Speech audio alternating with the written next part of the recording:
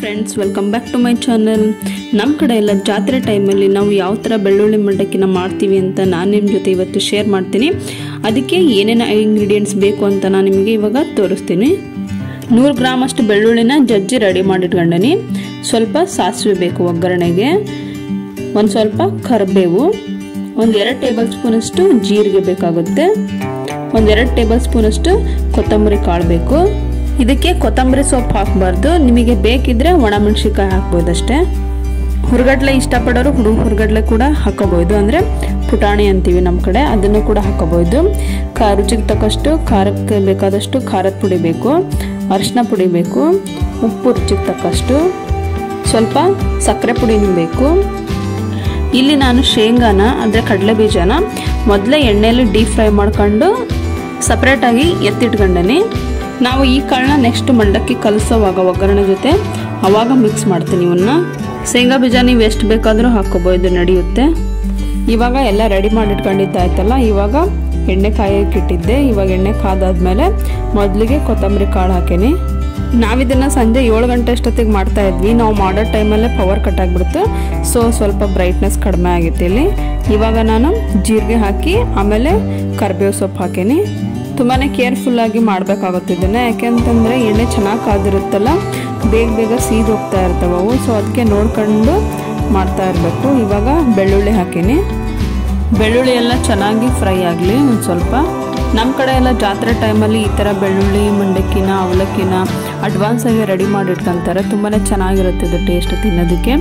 ನೀವು ಒಂದ್ಸರಿ ಈ ಥರ ಟ್ರೈ ಮಾಡಿ ಟೇಸ್ಟ್ ಮಾಡಿ ನೋಡಿರಿ, ತುಂಬಾ ಚೆನ್ನಾಗಿರುತ್ತೆ. ನಾನಿಲ್ಲಿ 3/4 kg ಎಣ್ಣೆ ಬಳಸಿದ್ದೀನಿ. ಅವಲಕ್ಕಿಗೆ ಅಷ್ಟೇ ಜಾಸ್ತಿ ಎಣ್ಣೆ ಬೇಕು, ಅದೆಲ್ಲ ಅಬ್ಸರ್ವ್ ಮಾಡ್ಕೊಳ್ಳುತ್ತೆ. ಬಟ್ ಮಂಡಕ್ಕಿಗೆ ಜಾಸ್ತಿ ಎಣ್ಣೆ ಬೇಕಾಗಲ್ಲ.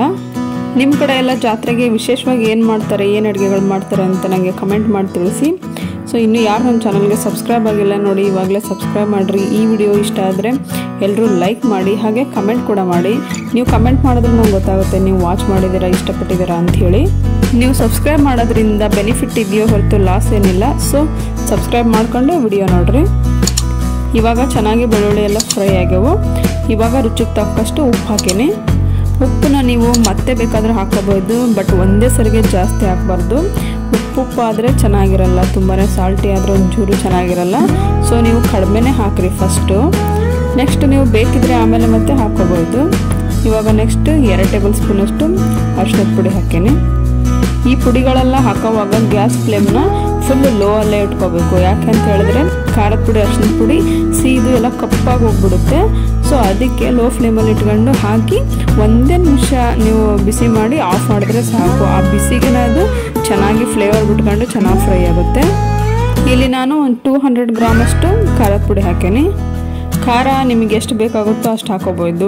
ಜಾಸ್ತಿ ಖಾರ ತಿನ್ನೋರು ಜಾಸ್ತಿ ಹಾಕೋಬಹುದು, ಕಡಿಮೆ ಇಷ್ಟಪಡೋರು ಕಡಿಮೆ ಹಾಕೋಬಹುದು. ಇಲ್ಲಿ ಒಂದು 3 ರಿಂದ 4 ಟೇಬಲ್ ಸ್ಪೂನ್ ಅಷ್ಟು ಸಕ್ಕರೆ ಪುಡಿ ಹಾಕೀನಿ. ಇವಾಗ ಒಗ್ಗರಣೆ ರೆಡಿ ಆಯಿತು. ಇಲ್ಲಿ ಮಂಡಕ್ಕಿಗೆ ಅವಲಕ್ಕಿಗೆ ಎಷ್ಟು ಬೇಕಾಗುತ್ತೋ ಅಷ್ಟು ಶೇಂಗಾ ತಕ್ಕೊಂಡು ಇವಾಗ ಉಳಿದಿರೋ ಶೇಂಗಾದಲ್ಲಿ ನಾವು ಮಸಾಲೆ ಕಡಲೆ ಬೀಜ ಮಾಡೋಣ ಅಂಥೇಳಿ ರೆಡಿ ಮಾಡ್ತಾ ಇದ್ದಾರೆ.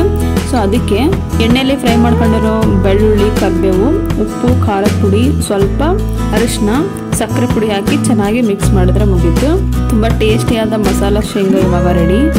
ನೆಕ್ಸ್ಟ್ ನಾವಿಲ್ಲಿ ಬೆಳ್ಳುಳ್ಳಿ ಒಗ್ಗರಣೆ ರೆಡಿ ಮಾಡ್ಕೊಂಡಿದ್ವಲ್ಲ, ಅದನ್ನು ಕೂಲ್ ಆಗೋದಕ್ಕೆ ಬಿಡಬೇಕು, ತಣ್ಣಗಾಗೋದಕ್ಕೆ ಬಿಡಬೇಕು. ಬಿಸಿ ಇರೋವಾಗಲೇ ಹಚ್ಚಬಾರ್ದು. ಹಚ್ಚೋವಾಗ ಚೆನ್ನಾಗಿ ಮಿಕ್ಸ್ ಮಾಡ್ಕೋಬೇಕು. ಯಾಕೆ ಅಂತ ಹೇಳಿದ್ರೆ ಎಲ್ಲ ಖಾರದ ಪುಡಿ ಉಪ್ಪು ಎಲ್ಲ ಕೆಳಗಡೆ ಕುತ್ಕೊಂಡಿರುತ್ತೆ, ಎಣ್ಣೆ ಮೇಲಿರುತ್ತೆ. ಸೊ ಚೆನ್ನಾಗಿ ಮಿಕ್ಸ್ ಮಾಡ್ಕೊಂಡು ಹಚ್ಚಬೇಕು. ಇವಾಗ ನಾನು ಮೊದಲಿಗೆ ಅವಲಕ್ಕಿ ಹಚ್ತಾ ಇದ್ದೇನೆ. ಒಂದು ದೊಡ್ಡ ಸ್ಪೂನಿಂದ ಒಂದು 5-6 ಸ್ಪೂನ್ ಹಾಕೊಂಡು ಫಸ್ಟ್ ಒಗ್ಗರಣೆನ ಚೆನ್ನಾಗಿ ಕಲಿಸ್ಬೇಕು. ಸೊ ಮತ್ತೆ ನಮಗೆ ಬೇಕನ್ಸಿದ್ರೆ ಮತ್ತೆ ಹಾಕೋಬಹುದು. ಉಪ್ಪು ಕೂಡ ಅಷ್ಟೇ, ನಿಮಗೆ ಮತ್ತೆ ಕಡಿಮೆ ಅನಿಸಿದ್ರೆ ಇವಾಗ ಉಪ್ಪು ಹಾಕೋಬಹುದು, ಬಟ್ ಒಗ್ಗರಣೆಗೆ ಜಾಸ್ತಿ ಉಪ್ಪು ಹಾಕೋಬಾರ್ದು.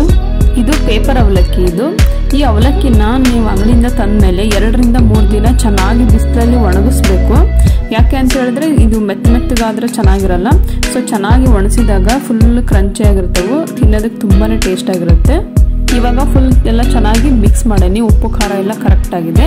ಇವಾಗ ಒಂದು 2 ಟೇಬಲ್ ಸ್ಪೂನ್ ಅಷ್ಟೇ ಸ್ವಲ್ಪ ಹುರ್ಗಡ್ಲೆ ಹಿಟ್ಟು ಹಾಕೀನಿ, ಪುಟಾಣಿ ಹಿಟ್ಟು. ಸೊ ಸ್ವಲ್ಪ ಹಾಕಬೇಕು, ಜಾಸ್ತಿ ಹಾಕಬಾರ್ದು. ಇವಾಗ ಅವಲಕ್ಕಿ ರೆಡಿ. ಅದೇ ಥರ ನಾನು ಸೇಮ್ ಮೆಥಡಲ್ಲೇ ನಾನು ಮಂಡಕ್ಕಿನ ಕಲಿಸಿದ್ದೀನಿ. ನಾನಿಲ್ಲಿ ಒಣ ಕೊಬ್ಬರಿ ಕೂಡ ಕಟ್ ಮಾಡಿ ಚಿಕ್ಕದಾಗಿ ಒಗ್ಗರಣೆಗೆ ಹಾಕಿದ್ದೀನಿ. ಸೊ ನಿಮಗೂ ಇಷ್ಟ ಇದ್ರೆ ನೀವು ಹಾಕೋಬಹುದು, ಬಟ್ ಅದು ವಿಡಿಯೋದಲ್ಲಿ ಮಿಸ್ ಆಗಿದೆ. ಅದು ಎಲ್ಲ ನೀವು ಒಗ್ಗರಣೆ ಹಾಕಿ ಒಂದು ಸ್ವಲ್ಪ ಪುಟಾಣಿ ಹಿಟ್ಟು ಹಾಕಿ ಚೆನ್ನಾಗಿ ಮಿಕ್ಸ್ ಮಾಡಿದ್ರೆ ಆಯಿತು. ತುಂಬಾ ಟೇಸ್ಟ್ ಆಗಿರುತ್ತದೆ ಈವ್ನಿಂಗ್ ಸ್ನ್ಯಾಕ್ಸ್ಗೆ. ನೀವು ಕೂಡ ಒಂದ್ಸರಿ ಟ್ರೈ ಮಾಡಿ ನೋಡ್ರಿ. Thank you for watching my channel. Bye.